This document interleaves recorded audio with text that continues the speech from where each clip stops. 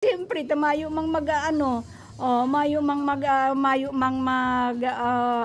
na nagpe-pensyon ng SS na makungurang.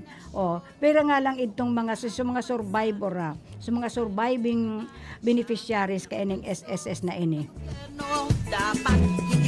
So a reminder po, dahil pag medyo na-suspend, pag na-suspend pa naman po, just imagine, 3 buwan po yan, 3 buwan kitang maghahalat. Kaya asikasuhin ta na po. Asikasuhin ta yan. Ang ano pati ka ini, beginning next year, ayan. So ayusin po niya to. So, SS reminders po sa pensioners of the annual confirmation requirements. Tas sabi ko nga ni, ako 2 beses na po akong na-reject. So, ingatan ta po. Kaipuhan ta yan.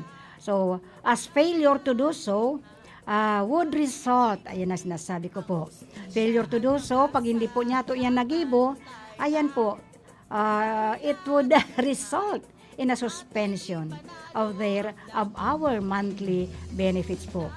Beginning May next year po. Ako kaya ang renewal ko nito, ang asa ko yang akop. Pero ano nga ba, dahil ko kaya nasusundan, dahil ko nasusubayban kung anong dapat gibuhon ta. Reminder po, sa May, na pag May pa, ay, depende kasi yon.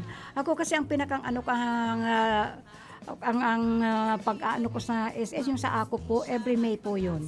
Minsan noon, nag-July na, hindi ko alam na may akop pala. Basta lang na ano ko na lang, ano yan, 4 months na, 3 months, 4 months. Sabi ko, bakit wala ako? Wala akong natatanggap. Nung nag-report po ako, ayun, dapat pala, taon-taon or annually, we have to present ourselves. Sa patunay po na all those beneficiaries ay still alive. Ang iba naman po kaya, lalo nung time na yun, ang ano po yung